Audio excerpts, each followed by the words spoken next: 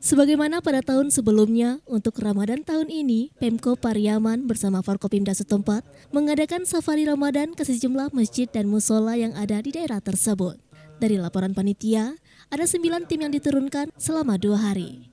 Untuk tim 2 yang dipimpin oleh Wakil Wali Kota Pariaman, Mardison Mahyudin, pada hari pertama melakukan safari Ramadan ke Masjid Taqwa Kelurahan Tarata, Kecamatan Pariaman Tengah. Sementara untuk hari kedua, di Masjid Subuhus Salam, Nareh, Kecamatan Pariaman Utara.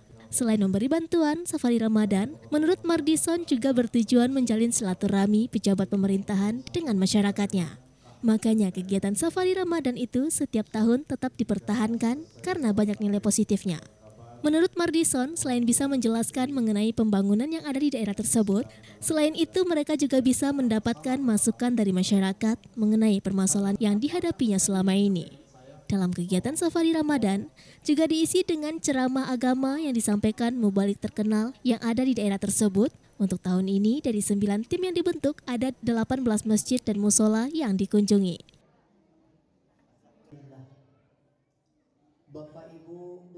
Ketika kita melaksanakan bulan suci Ramadan ini, kita perbanyak silaturahmi. Pemerintah juga ingin bertemu dengan masyarakatnya, dan pemerintah juga ingin menjalin silaturahmi ini. Sehingga hubungan kedekatan antara pemerintah bersama masyarakat benar-benar seia sekata.